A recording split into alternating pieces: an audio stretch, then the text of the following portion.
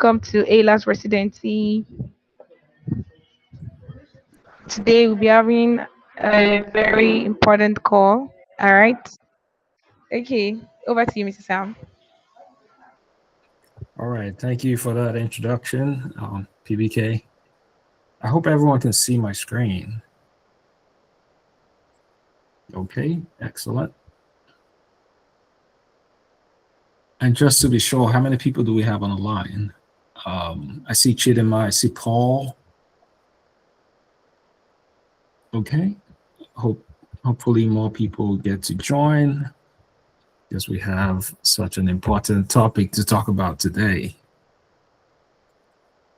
Sorry I can't be on camera, but hope the presentation is interesting enough to keep you engaged throughout. So today, really, we're going to be talking about instructional theories and adult learning principles. All right. So really, no matter what your background is, whether it's in education, science, any field really, there is no avoiding instructional design. There's no avoiding some form of learning. And really how that learning takes place is what we're going to discuss today. And it's a really important topic for me owing to my experience as an instructional designer. I have been in the field for over a decade. So I design trainings, I design learning and help adults learn. So whether they're learning how to perform their job better or learning about the culture of the companies that they work with, I've pretty much gone through that whole spectrum in that decade that I've been in the field. So some of the ways that I've carried out instruction is through facilitation, just like the one I'm doing right now. And I've also put together e-learning, so electronic learning. So that's the form of learning that takes place on an iPad or your phones or over your laptops. And really, today's discussion is going to be centered around instructional theories. So what I've just described to you is a practical, right? But then there's also the theory part of it, the theoretical part of it, which is, what's the science, what's the psychology behind how people learn. So if this aligns with what you're here for or why you joined this call, then I think we could have an agreement. Can I see a thumbs up for understanding?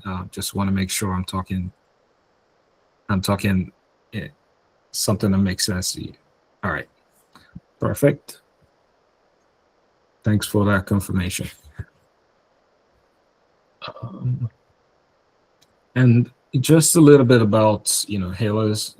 Hailerz is a platform that's free to join, and we provide value in this way by putting together workshops of this kind. So do well to check us out. We're at hailerz.com. If someone can share the link, that would be great, just so others can benefit.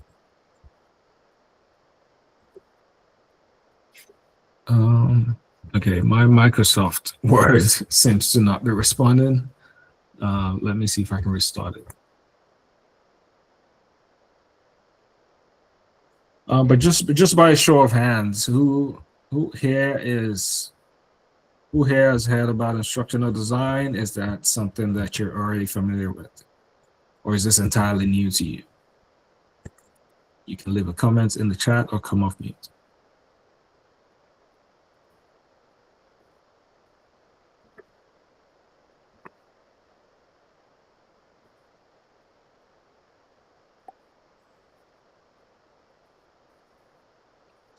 All right, is there a comment in the chat? I thought I heard a sound.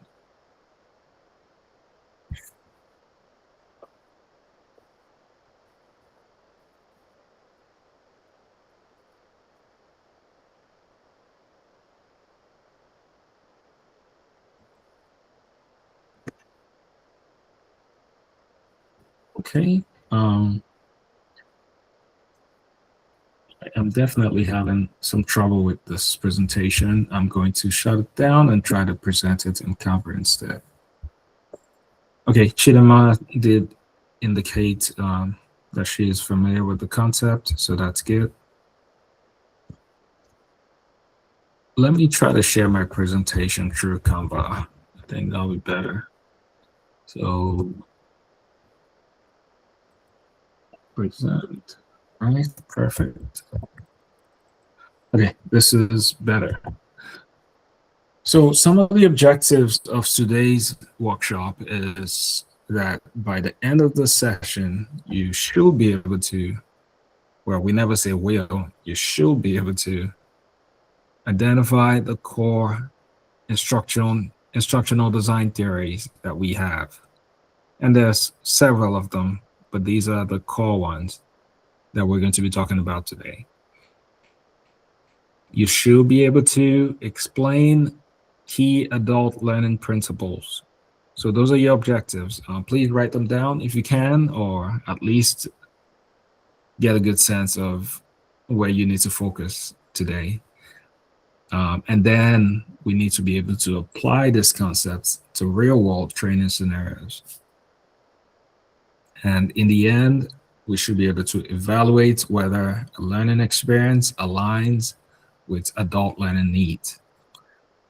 And we'll get to what adult learning means in a second, but those are the objectives for today. So my question to you before we begin is, what is one learning experience that has worked for you and why? I know we may have heard about learning styles. So learning styles really is a theory that has been debunked, which postulates that adults learn in different ways. So it says that some adults learn via auditory way, so they listen with their ears better. That you may have often heard people say, "Oh, I'm a visual learner." Like that's what learning styles are. So people feel like they learn better visually. Some people feel like they listen better, and some people also feel like they're kinetic, so they like to learn by doing. And all of these are cool, and they're partly true, but at the same time, the humans are also very complex, right? We can't just bucket people into doing one thing, into saying, oh, they're just visual learners, or they're just auditory learners, or kinetic learners. It doesn't quite work that way, and that also may lead to prejudice or other forms that's not useful for them. So we kind of accept that with the world, the training world has come to accept that learning styles is a myth, and it's been debunked in a way. So all learners, seem to have an element of all of those that I've stated in this discussion. So my question again is, what is one learning experience that has worked for you and why? So this is a self-reflection. So think about yourself. How do you like to learn? What form of learning has worked for you in the past as an adult learner?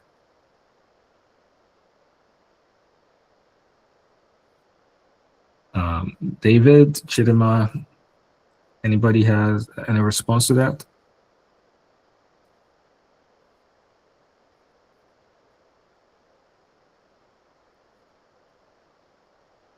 Yeah, this is meant to be an interactive session. So sorry if I'm talking at you, but I really want to talk to you instead.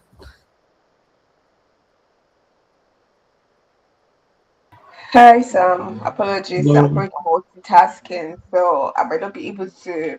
No, it's fine.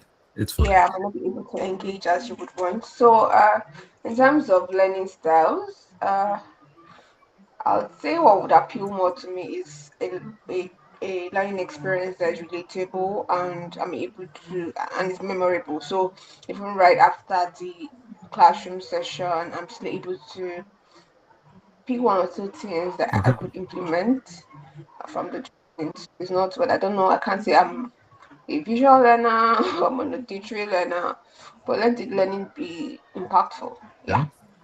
Yeah. That's a very good answer. Yes, I mean, like I've mentioned, humans are very complex. It depends, right? But the way that you connect to learning, I think, that's evolving. That's always going to change.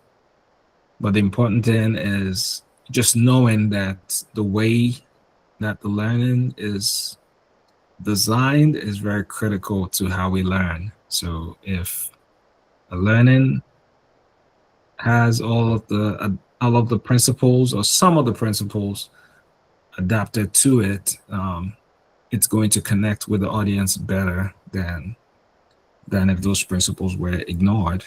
So that's the real thought behind this and on why this is important. So I think we can move on from that. So the first principles that we're really going to talk about today is Malcolm Knowles' 6 principles. And really this thought or this idea was, proposed by Malcolm Knowles. And Malcolm Knowles is a scientist. I forget which decade he actually existed, but it's a long time principle that we've just come to accept in the learning world as true. And as we start to talk about this, some of this may sound familiar to you because it applies to you as an adult learner yourself. So the first one is that adults need to know, right? They want to understand why they're learning something. Like right now, I've applied some of those principles at the start of this session. I told you why this learning is important to you and why you need to know it. So just knowing that, it helps you ground your topic. It helps you set the expectations for your topic, and it makes it more relevant to the learners. And that way you can get engagement, you can get results. And the other one is that adults have self-concept. So adults, they prefer to have autonomy and choice. Now, really, just even looking at the slide, like, these look like options already. Like, some of these look like options. Adults learn better when they're presented with options, when they feel like, oh, I'm empowered to make a choice. For example, this could be a menu. This 6 items on the screen could be a menu leading to something else. When adults feel like, and maybe the question is, would you like to visit any of these? Or, I mean, think about when you go to a restaurant and you want to order something from Mr. Biggs or Chicken Republic. Like, you get to decide what you want to learn. You get to decide what you want to eat, right? So that's the same thing. Adults like it when they're given those options to pick from. And that's no different from learning too. Like, you should be able to decide, do I want to go to Model 1, Model 2, Model 3, or it could also be a knowledge check, right? Do I want to pick choice A, choice B? Those are all ways that we ground learners into the learning and get more engagement that way. Adults also bring a lot of experience, and that experience should be leveraged. So talking about the third bullet. So adults have a lot of experience, right? They've existed for a long time. And when I say adult learners, I'm really talking about anyone who's above 18 or 16, right? Depending on the country where you're in. So, these folks, they've they've seen life a little bit, so they're bringing in their own experiences. So when you're trying to introduce a topic, it's always good to reflect on what they already know. So for example, you could link something that you're trying to teach, you could link it to something that they just experienced. Like, oh, on your way here, you were driving, you got to the green light or you got to the stop sign, right? What made you, then you liken that to what you're teaching, right? And that helps them connect those concepts, right? That helps them to connect those concepts. That's really the purpose of experience. That's where experience comes in when you're talking about the 6 principles. Adults also, they often have an innate readiness to learn. So they learn best when the content is immediately relevant to them. So if I was talking about, like, you just, as an instructor, you need to find a way to make your content relevant to your learners, right? Because if it's not relevant to them, then, which is why I asked, who here is, I wanted to really get to know my audience before starting the class, like, and that's why I asked some of those questions, like, do you know why you're here? Are you familiar with the topic, instructional design, or is this all new to you, right? Which, it's okay if it's new to you, but at the same time, I wanted to get that readiness to learn. And this principle also tells us that adults learn best when the content is immediately relevant to them. So hopefully you're here to learn about how to teach or how to learn, and hopefully you can apply those principles. Those principles can be applied to anything, whether you're sharing on social media, whether you're trying to teach, whether you're trying to learn. These principles will start to become more familiar to you after today, and you will spot them when you see them next time.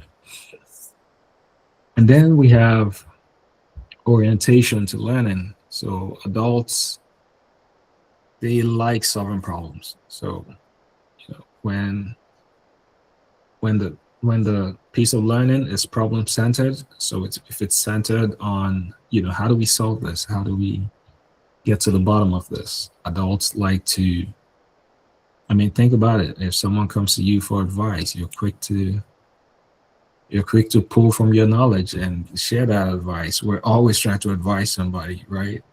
So it's really on that principle, like, we like to solve problems.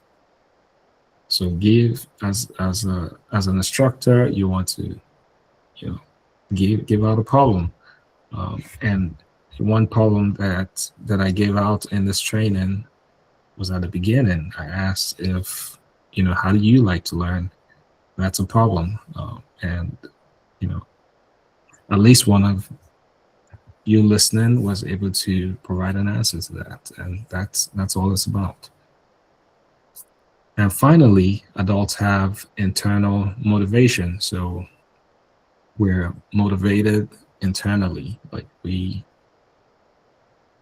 don't really need much to motivate us externally. We're self-directed. We want to take our own training in our own time, right? We don't want anybody to kind of force us to learn anything. We have that full responsibility to ourselves.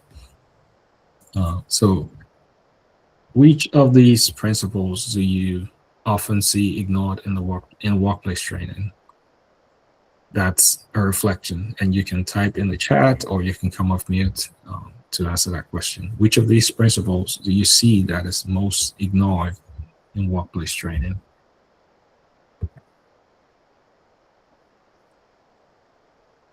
All right, we're going to move on to the next, and I only have a few slides more, so maybe 5 slides, just in the interest of time.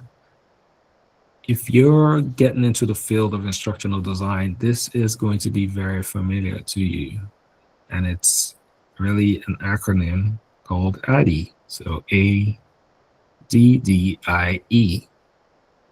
And what ADDIE is really just a set of,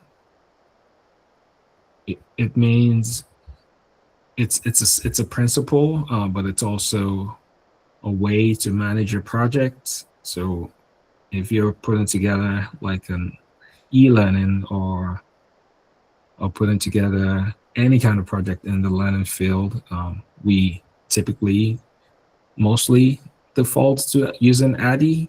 And it's really just saying that in the beginning, you like to analyze, you want to find out more about the topic that you're going to be teaching.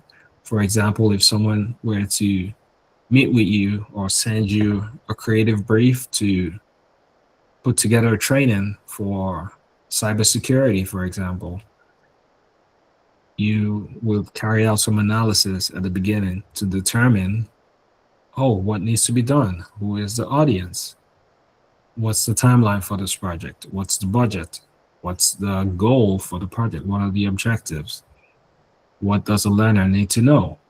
That's all answered in the analysis phase. And then, analysis usually could take a number of days or weeks, depending on how complex the topic is.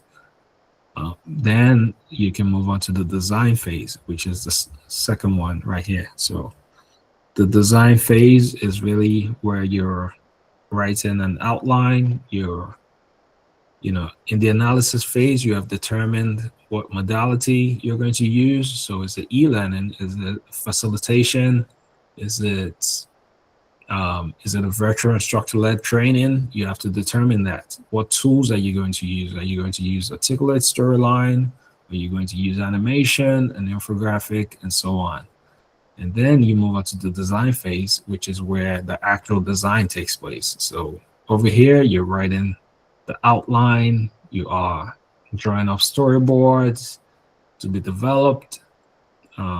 And you're checking with your subject matter experts. So those are your SMEs. Maybe it could be someone who reached out to you in the first place, or it could be an expert in the field. So maybe a cybersecurity expert, if you're talking about cybersecurity, will be a good person to talk to at that point. And just a quick check, is this all entirely new to you, or is this something that you're familiar with already? Can I get a thumbs up or any other way you can show that? Okay, awesome. Yes, but it's always good to hear these things again. This really is a crash course. I probably spent like a number of semesters in school learning about this, but you're getting all this information in one day, and hopefully it sticks or sparks a light bulb for you. And after the design, so design stage, you're probably talking to your SMEs and getting the approvals that's needed, the feedback that's needed to make it better. So if you send a storyboard, that's where the SMEs look at your storyboard, provide feedback, and then finally approve the design for development, right? So in the development stage is really where the actual development takes place. So whether you're putting together a virtual instructor-led training or an in-person facilitation, this is where the development is where that's where you're moving from storyboard to actually building the application. So the application could be a training, using articulate storyline or other tools that are out there. It could be an animation, it could be a job aid, whatever it is, that's where you're actually going to develop it. So here's where you spend a lot of your time, depending on the project. And when you do that, then it's going to go through those cycles of review. So you take it, send it to your SME, the SME sends it back with feedback. and then finally it gets approved, right? And then once it's approved, you move on to implementation, which is when, if you're designing an e-learning that gets packaged as a SCORM file, which is really just an exported zip file that you load onto your learning management system. That's where the implementation takes place. So you're implementing that learning, you're sending it out to a pilot group to test it, you're getting feedback, and you implement those feedbacks. And then evaluation typically happens throughout, all of the other stages. So your reviews, all of that, all counts as evaluation. And there are different levels of evaluation too. There is from level 1 to level 4. Level 1 really is your smile sheet. So at the end of every training, you're asking learners how they felt about the training. What did they learn? What did they get? Do they have any challenges understanding the material? Any feedback you get from that evaluation, you can apply it and maybe republish a new version of the training, and so on. Your level 2 evaluation happens inside of the training. So those are your knowledge checks, your quizzes, and so on. So you see how evaluation is a part of every stage of the ADDIE model. And you also have your level 3 and 4, which happens, later in the life of that training. So after 3 months, we're going to evaluate this whole program and see if there's been any changes, if people are changing their behaviors, if we're getting different results than we had before. Because the goal of training really is to change behaviors. It's to make people do their work better. So it's always good to have a plan for evaluation. And that's where that comes into play. So that's the final stage for the ADDIE model. And why this matters is that it provides structure or it reduces guesswork. So it informs, it's a process, it's a project management process for taking your training from request to execution. All right, any questions on ADDIE before we move on?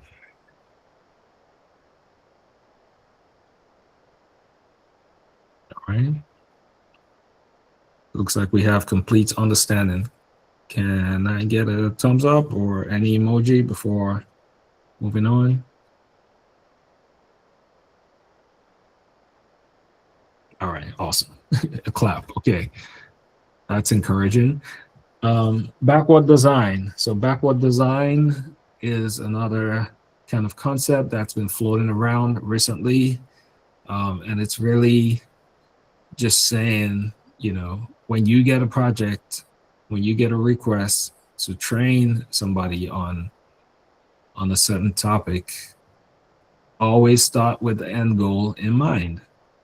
So what that's saying is, start with the end goal. What do you want the learner to know after the training? What does success look like, right? So you start from what success looks like to how do we start? What do we train with, right? So you're kind of moving backwards in this concept. So with ADDIE, you're kind of moving forward, but with backward design. And you can integrate both theories too. So with backward design, you're starting with the end goal in mind. And then once you've identified what success looks like, you can then start to write objectives and start to develop things to meet those objectives, right? So you also want to identify the evidence that learning has taken place. You want to identify what's going to tell us that our employees get this concept. What's going to tell us, what's going to inform, is it a change in behavior? How do we measure that this change is taking place? Is it the number of clock-ins, the number of errors, reduce number of errors, and so on. You have to just determine what metric you're going to be measuring. And then you design activities around that, activities that actually last. So, what are some things they need to be doing every day to get to get to to get them to get you really feeling like you've taught them something, right? And then one other thing is, just keep the training aligned to the potential outcomes. Okay. So that's it with backward design. Another one that's really popular for instructional design is Gagne's 9 events. So Gagne's 9 events was postulated to by Gagne. So Gagne is another science learning theory expert who existed a long time ago. But what and these thoughts are just really what helped the industry evolve into what it is today. So I mean, we're living the age of AI. Anybody can come up with any new theories, but this are just principles that we've applied and has worked for us. And one of them is just saying, in the beginning of a lesson, you want to gain attention, right?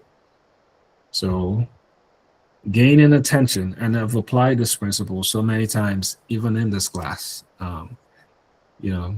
Even things like checking in with your audience, telling them to give you a thumbs up. Those are all ways that we ask for attention. Because if we don't, you could be talking to yourself for an hour, and who knows who's listening to you, right? So these are all real life situations when you're training.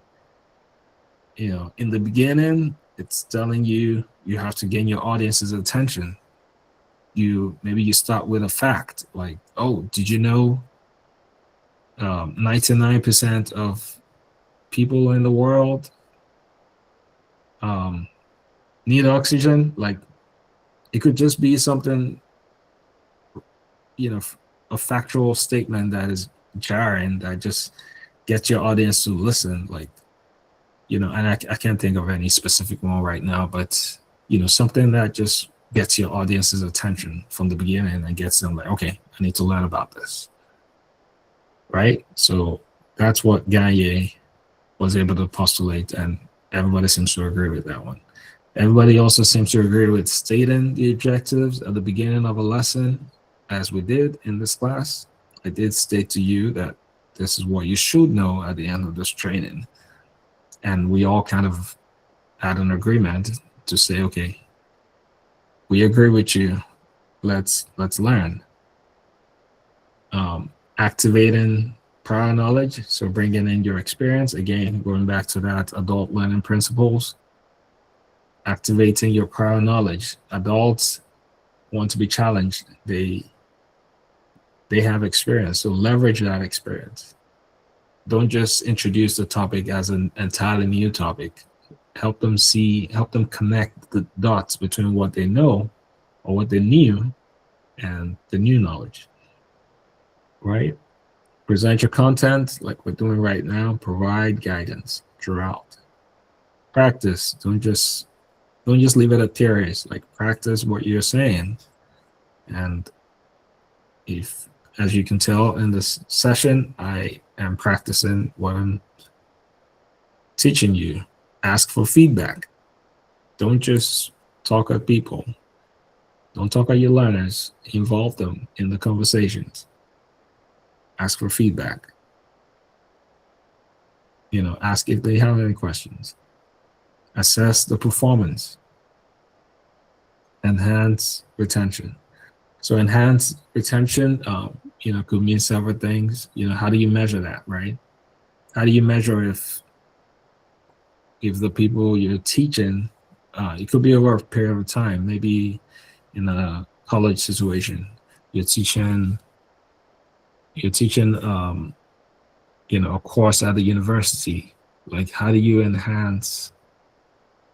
make sure that your students are able to retain that knowledge. There's so many principles, there's so many methods that you can employ in those cases. And just being conscious of that and actually applying it is what these 9 events are about. And the more you practice these 9 events in your instructions, the easier it becomes, and it just gets you naturally. It's not something you think about, and it's just becomes a part of your process. And why it matters is it helps to sequence learning for maximum impact. So the goal of any learning is to be impactful. If the learning is not impactful, then what's the point in teaching? You need to get to a point where you're impacting your learner, meeting them where they are, providing feedback, even while the learning is taking place, asking for your learner's input. Those are all ways to make your learning more impactful. Now we're going to, shift gears. If or does anyone have any questions about what I just shared?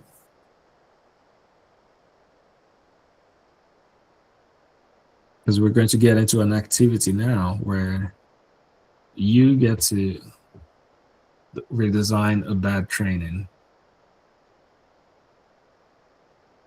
And the prompt is right beneath it. So right here.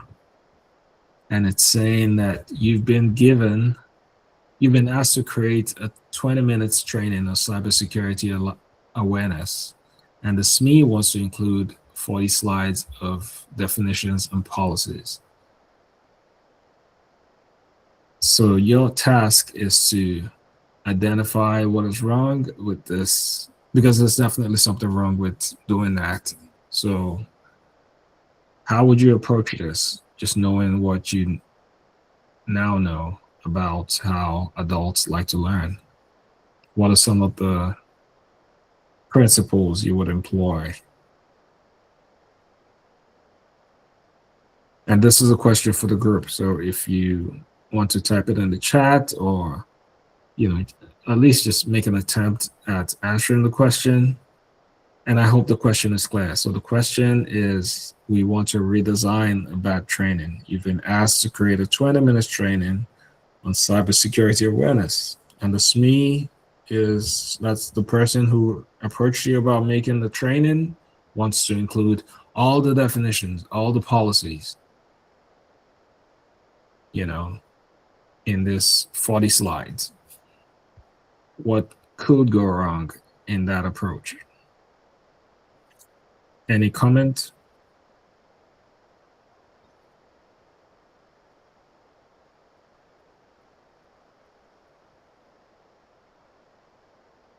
Okay, maybe it's not going to be engaging and interactive.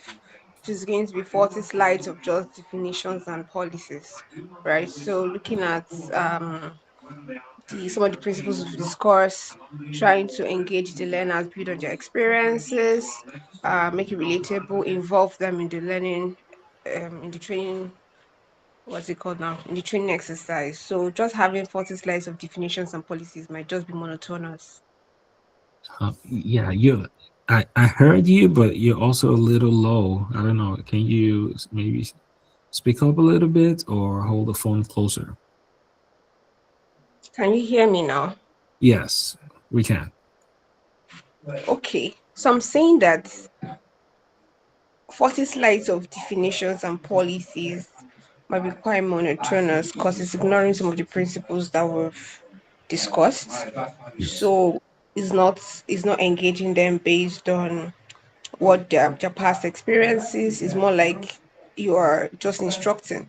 You're not Exactly. leveraging the experience. You're not making it interactive. You're not checking that, oh, they're actually following. It doesn't have the knowledge checks, at least from the little information we have here. So some of these principles have been ignored. So it might not get the cybersecurity, might not help them achieve their objectives. Yeah. Yeah. That's exactly it. And thanks for sharing. You're exactly right. So just put in the definitions and policies. I mean, they can always read that if they wanted to, right?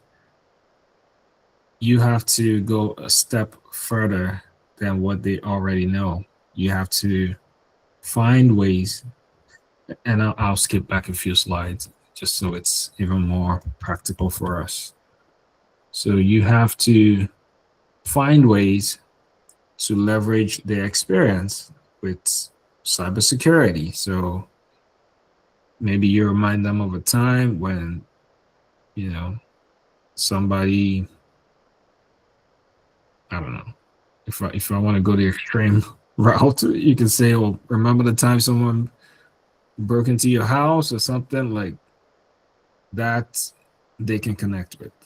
Like, remember when just jog their memory and then connect that concept to something they're about to learn, right?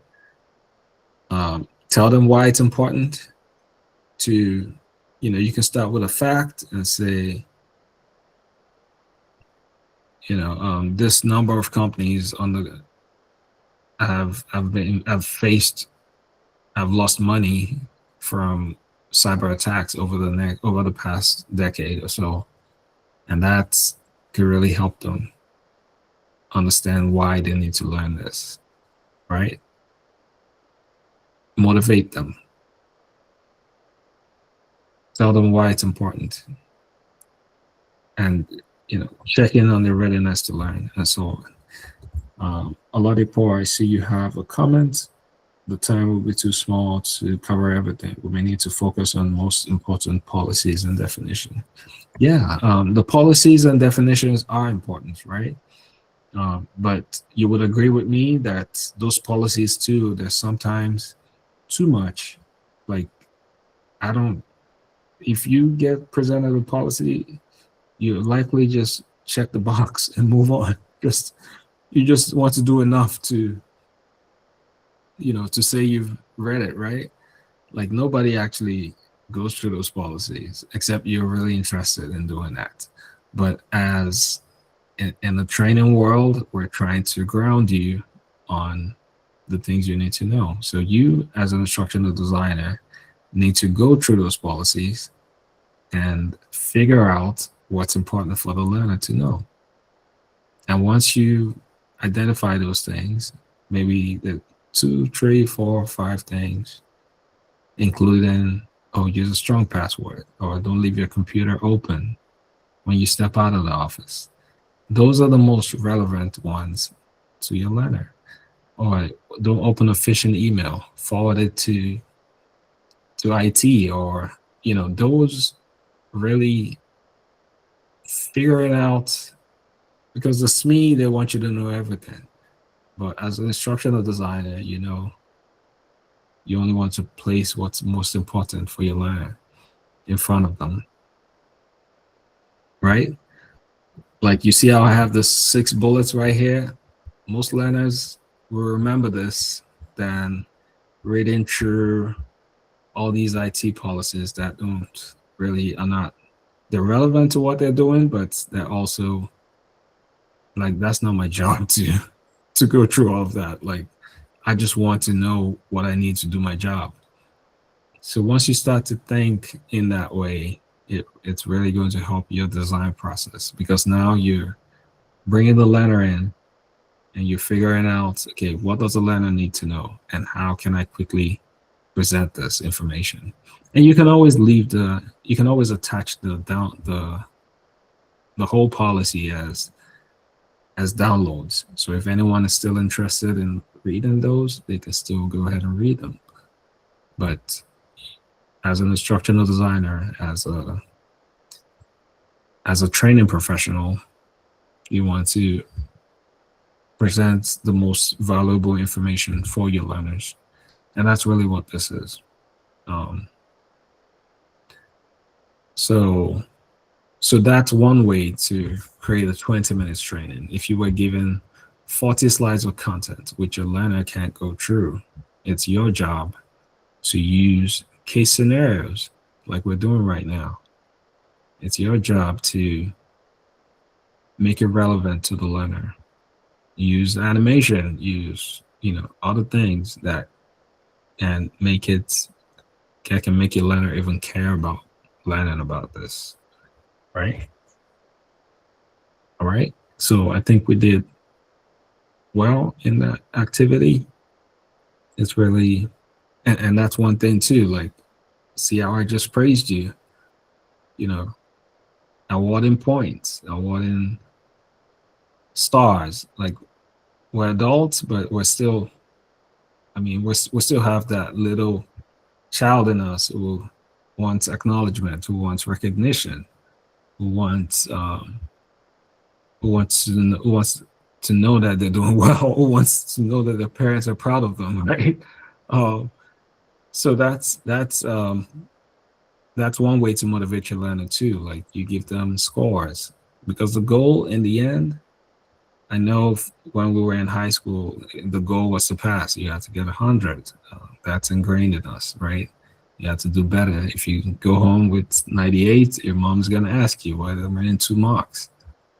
But as adults, our goal as trainers is to help the employees learn. You don't fail them.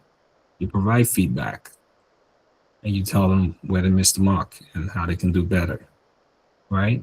We focus on their strengths, right? If they're good at one thing, we praise those positive reinforcement and all of that. All of that comes into play, whether it's adult learning, but we're specifically talking about adult learning here, which is a little different. Kids don't have a lot of experience, but adults do. Kids may not have, well, a lot of kids have self autonomy. They want to do things themselves. Like I can do it. You hear that often from kids. They're already picking up those habits from adults. So just being aware of that will help you create better training.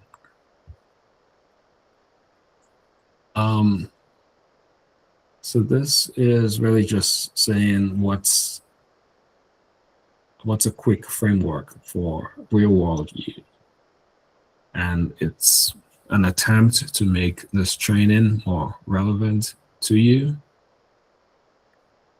Isn't it funny how we're talking about training and we're really just applying it? I think this also is just a good way to actually see how we're applying these principles.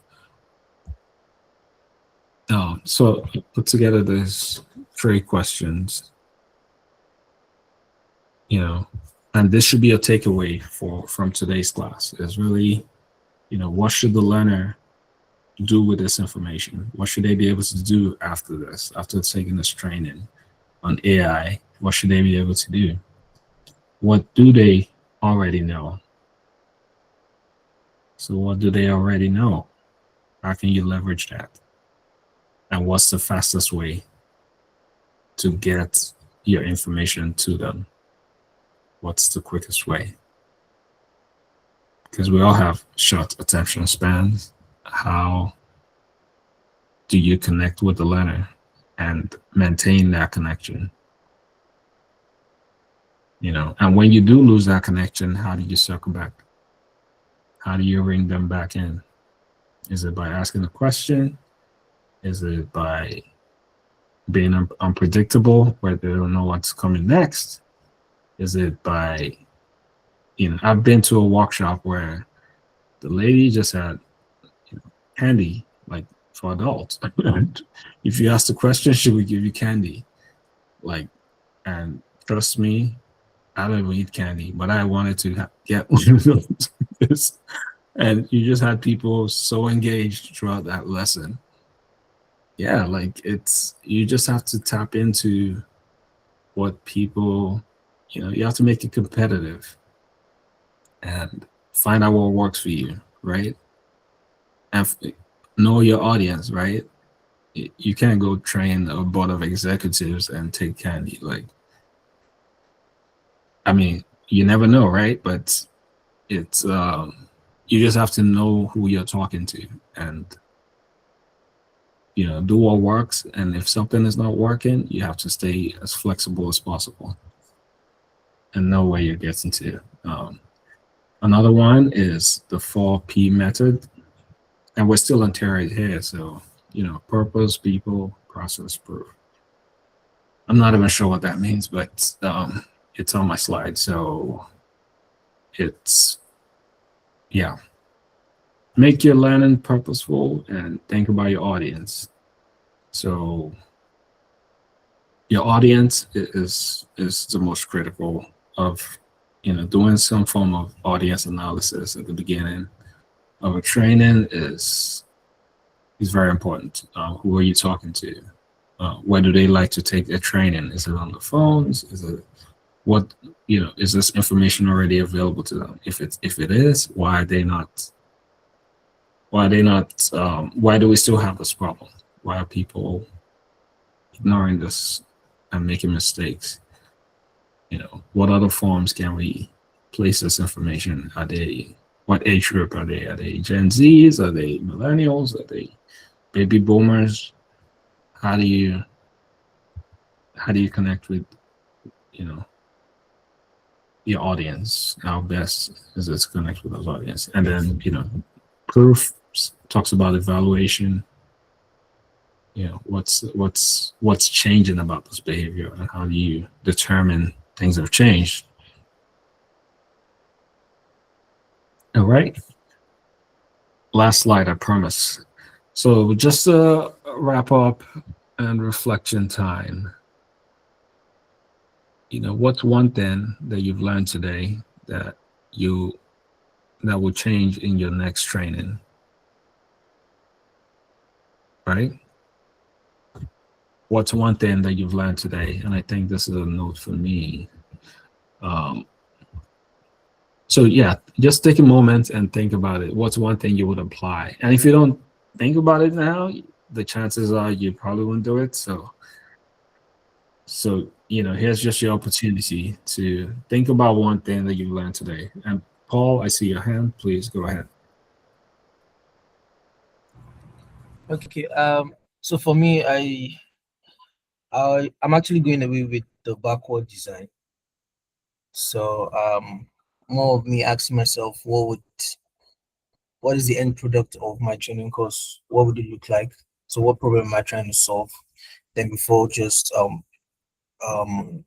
developing the course. So I'll be going with the backward design. I mean, among every other thing stood out, but this actually stood out amongst all, the backward design for me. Yeah, that's awesome. So the backward design is one you think you'd be applying. So thinking about the end goal of the training before putting the training together.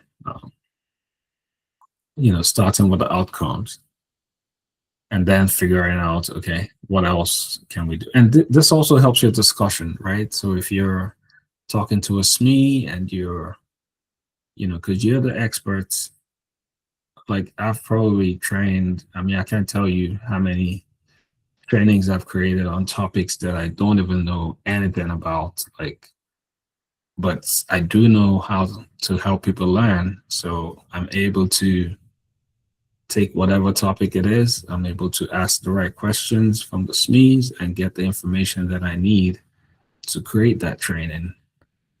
And that's what it's about. Like, you don't have to be the expert. You just have to be the expert's trainer. And knowing the theories is going to help you make a case for why you're making certain decisions in your training, right? Making the learning problem centered. Those are not things you can ignore. Like, it just has to be focused on, what problem are we solving with this training? Most trainings are there to solve a problem, right?